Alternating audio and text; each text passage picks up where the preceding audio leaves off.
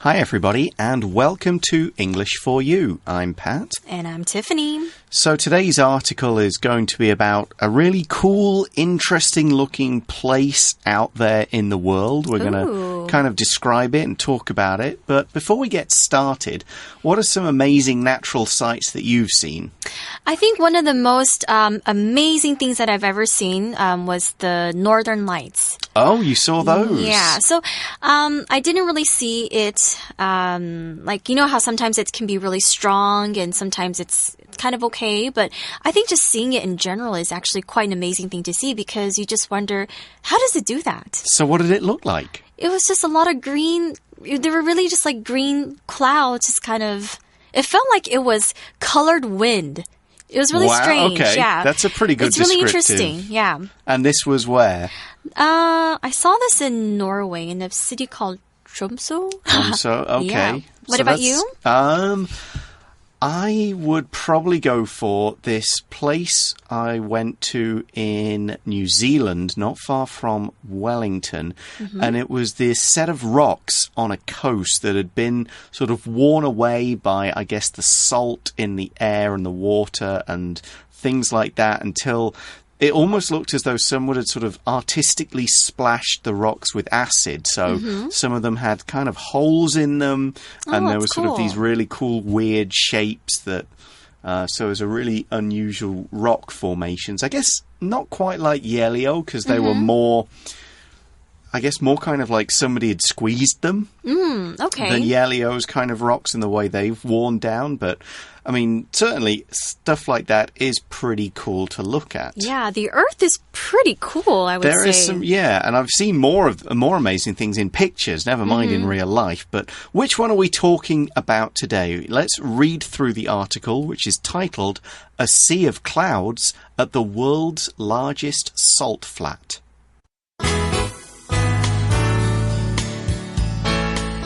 Reading.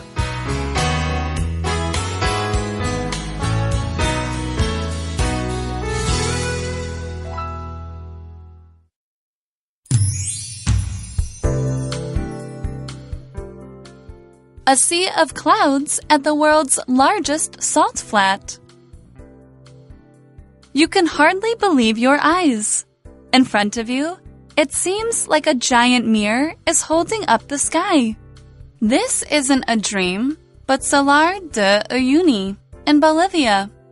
This site, which stretches across 10,582 square kilometers, is the world's largest salt flat. This salt flat was probably formed in prehistoric times. During that period, the area's water had no place to drain into. As a result, rainwater collected to make a large lake. Though this lake eventually dried up, it left its salt behind. Today, the flat likely contains 10 billion tons of salts. Salar de Uyuni looks completely different during the area's wet and dry seasons. In the wet season, there's a shallow layer of water above the land. This makes its surface smooth as glass. In the dry season, the dry salt is spread out in interesting patterns. Regardless of when people visit, these striking views can make them feel they're on a completely different planet. So the article starts with a bit of description. It says, you can hardly believe your eyes. In front of you, it seems like a giant mirror is holding up the sky. That's a pretty cool way to sort of think of it. That's up there with your coloured winds thing. Oh, my coloured winds. Yeah. Yeah, I've seen pictures of this place, and it's super, super clear. I'm not going to give away too much yet, but then I definitely agree. Next, the article says, this isn't a dream, but Salar de Uyuni in Bolivia. Okay, now we see a grammar point here. For example, we can use this grammar point. We have a subject plus a be verb plus not. And then, of course, you have to use a comma and then but. So after the subject, be, verb, and not, we usually add like a noun or a verb. But remember, whatever you use in the beginning or before your comma, it has to be the same afterwards. So this grammar point just means 不是而是, and it's a 对等连接词. Okay, let's take a look at an example sentence. We can say, the girl you met yesterday was not Susan, but her twin sister. Okay, so here I used both nouns, or I can also use a verb as well. The Cubs aren't fighting each other, but playing together. Okay, so basically this grammar point is used to say something isn't A, it's B, but we're using it with a but. So it's not A, but B. So it's just to kind of correct people as to what they think they might be seeing. It may seem like you're seeing this thing, but in fact you're seeing another thing. Here's another example we have. Mr. Carlos wrote a book about the importance of families not as a researcher, but as a father. So it means he wrote this book. He wasn't doing it from the point of view of a researcher, an academic, a student, but from the point of view of being a father, and from those kind of viewpoints and emotions and feelings, and that's how he approached it. So we're saying this isn't a dream. You're not seeing a dream. What you are seeing is Salar de Uyuni in Bolivia, okay, a country in South America. And what else do we learn about it? We see this site, which stretches across 10,582 square kilometers, is the world's largest salt flat. So here we use the verb stretch, and stretch means to extend or to spread over an area, or we can use it to mean over a period of time. So if we're talking about a place, like in the article, we could say, New Taipei City stretches from the west coast of Taiwan all the way round to the east coast. And it's true that New Taipei City does cover places all around the northeast and upper west coast of Taiwan. As I said, we can use it to mean over a period of time, to extend over a period of time, like this. The long vacation stretched from Thursday the 12th to Tuesday the 17th. So we're just saying it extends from the start to the other end of that and covers everything in between. So that's actually quite amazing. I think that, like we mentioned, the Earth is really a magnificent place. And I can't believe something like that really exists on Earth. Yeah, there's another cool one you can see in pictures of Tibet, where kind of hot springs burst out of the side of a mountain. Oh, cool. But it's so cold that they freeze. Oh, so you get a frozen waterfall thing going on. So it would be best not to stand under it because you would basically be poked to death by icicles? Sort of, but it reaches all the way to the ground, or almost to the ground, and people actually climb these things. Oh, wow. Because it's solid ice.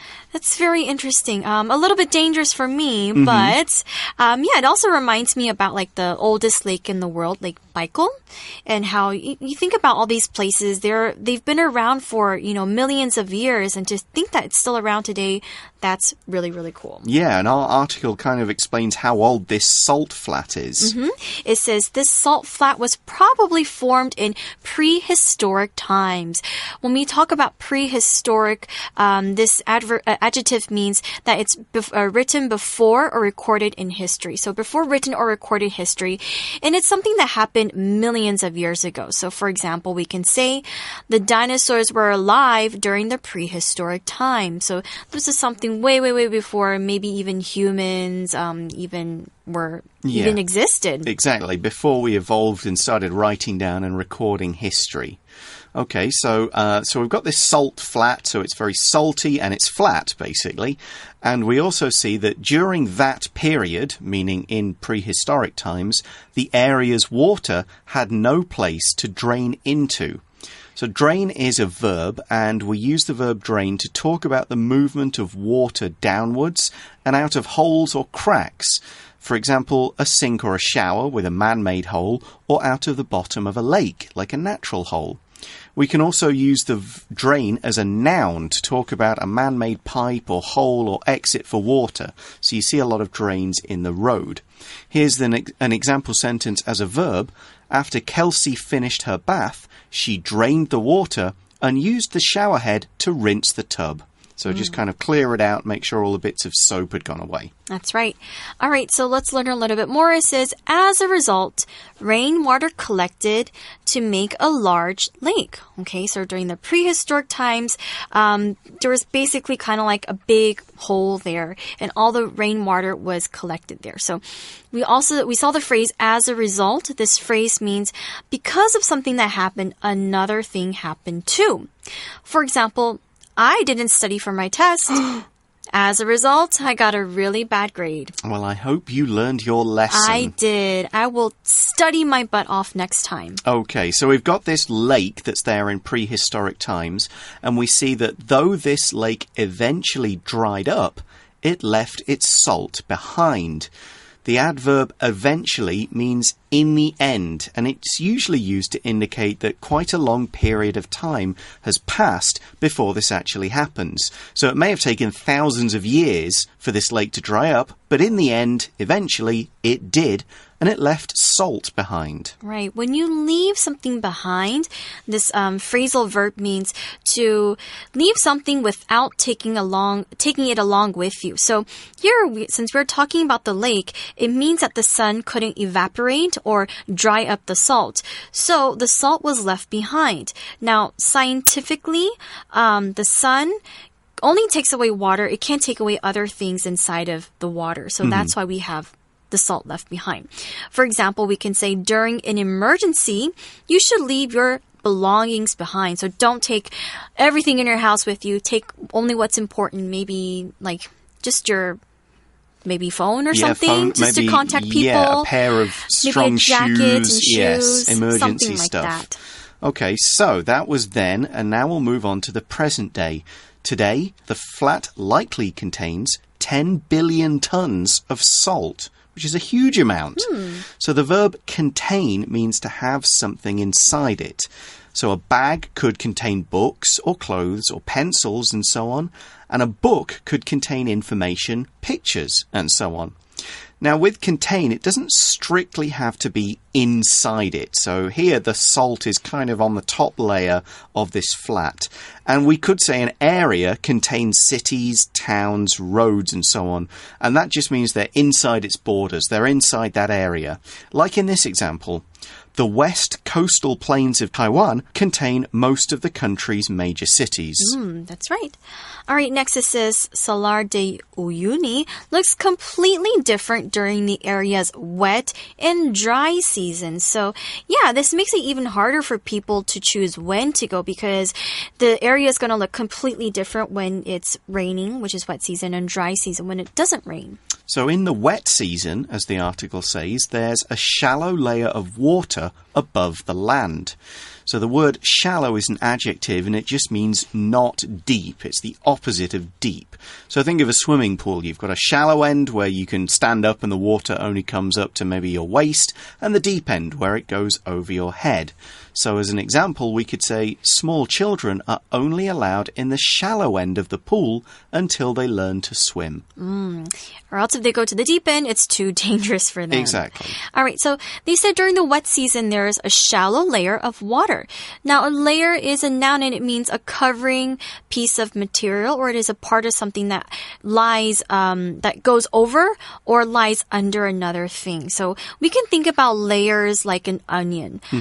Onions have one part that grows on top of it, and then another part grows on top of it, and then another part grows on top of it. So that means in this place, there's a really, really, really thin kind of part of water that grows on top. That is on top, not grows on top. It's like a giant puddle. But what we see about this water is that this makes its surface smooth as glass. The word surface, now going back to that word layer Tiffany talked about, the surface is the outside of the uppermost layer of something. So it's the top layer, basically. The surface is the top layer. So on the onion, it's the kind of brown or red skin right on the outside. And on a water, it's just that top bit of water, not the water underneath. Here's an example. A number of dead leaves were floating on the surface of the lake. So we could see it very clearly. Yeah. All right, so they said this makes the surface smooth as glass or look as smooth as glass. Now, smooth as glass is our shortcut for you. So let's take a short break and listen to what it means, and we'll be right back.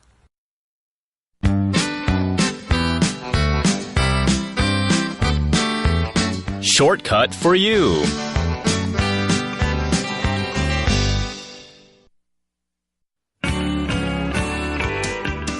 Why is your hair wet? Oh, I went swimming this morning. Do you usually swim for exercise? Yes, if I get up early enough. What do you mean? The pool is too crowded in the afternoon. At 6 a.m., no one else is there, so it's as smooth as glass. Smooth as glass. Do you swim in a glass pool? No, the pool isn't glass. I mean the water. If the water is smooth as glass, it's calm and flat, without waves. Oh, so smooth as glass means 平滑如镜. Right. You're going to be in a swimming race soon. Do you think the lake will be smooth as glass then? Probably not. The wind and the other swimmers will make a lot of waves.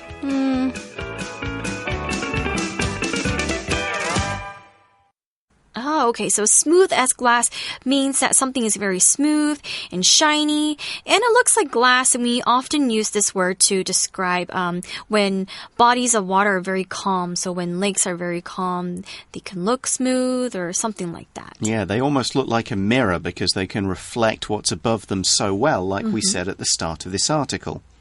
There's also a really fun phrase. Have you heard of smooth like a baby's bottom? Yes, I have. So it just means, for example, like a baby's bottom, like they're newborn, its butt. And it's very bouncy and it's cute. Soft. It's very soft. So if someone has very nice skin, maybe you can say to them, your skin is smooth like a baby's bottom, like the baby's butt. So it just means,你皮肤很嫩，跟婴儿的屁股一模一样。Okay, so that's the wet season, and that's how these salt flats look then. What about the dry season? The article says, in the dry season, the dry salt is spread out in interesting patterns.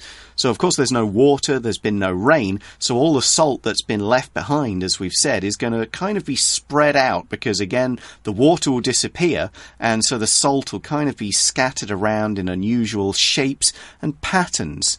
And a pattern is generally a repeated design that's used for decoration. If you think of clothes, you think of stripes, you think of spots, you think of kind of checked square patterns and other things like that. Right now, you guys can't see, but my polo shirt has a striped pattern, and Tiffany's top is kind of a have dots on dots me. pattern. Yeah, they're dots? not quite sort of even dots, but just sort of little white circles on blue, and that's a pattern. We could also say, on some days, all the workers in this office wear T-shirts with a pattern of black and white stripes. I think I know who you're talking That about. would be our A+ department.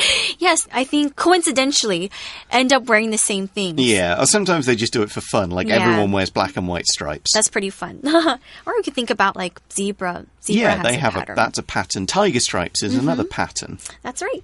Okay, so next it says, regardless of when people visit, these striking views can make them feel they're on a completely different planet. So yes, it doesn't matter when you go. It doesn't matter if you go during the wet season or the dry season. No matter what, the view that you see there is absolutely amazing. It makes you feel like you're not even on planet Earth, you're on a different planet. So we saw the phrase regardless of, and it just means despite this. It's not influenced by other events or other conditions. So it just means it doesn't matter. Yeah, it doesn't really matter. Exactly. So yeah, I would love to go. I think South America is definitely on my bucket list of places to visit. A bucket list is kind of like a list of all the things you want to do or places you want to go kind of before the end of your life. Yes. So before you get too old, I guess. I guess, yeah. All right, so that brings us to the end of our article, so it's time now to go to today's For You Chat question.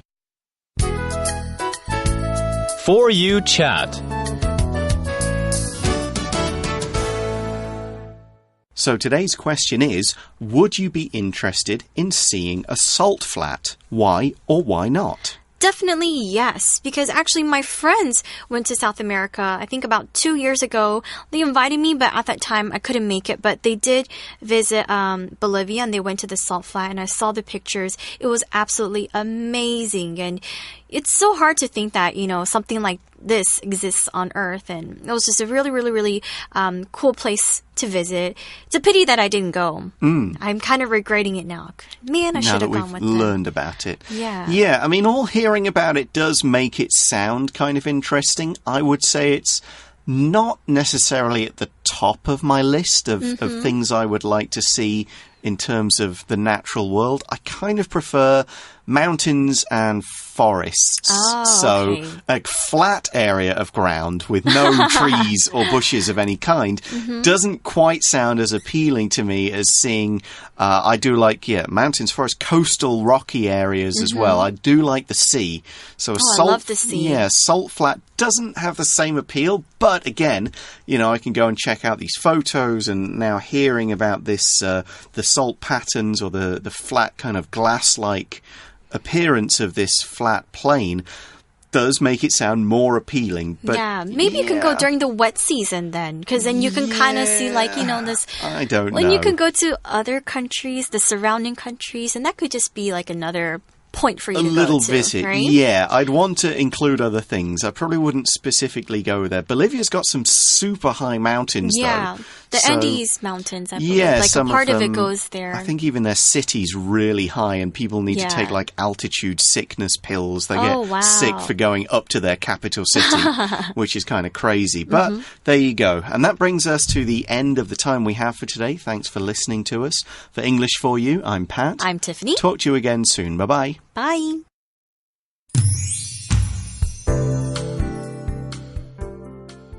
A sea of clouds at the world's largest salt flat. You can hardly believe your eyes. In front of you, it seems like a giant mirror is holding up the sky. This isn't a dream, but Salar de Uyuni in Bolivia.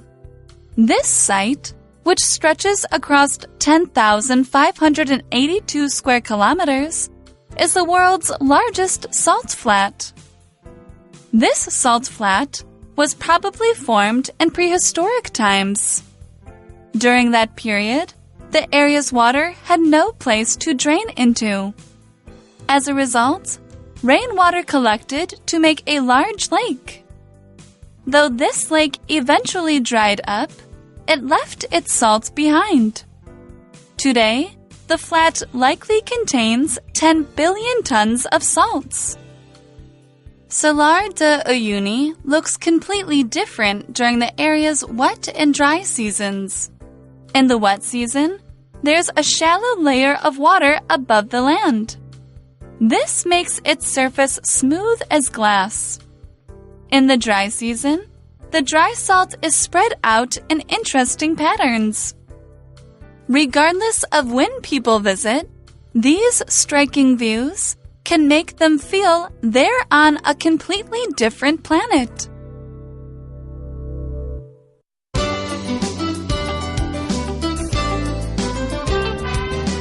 Vocabulary Review.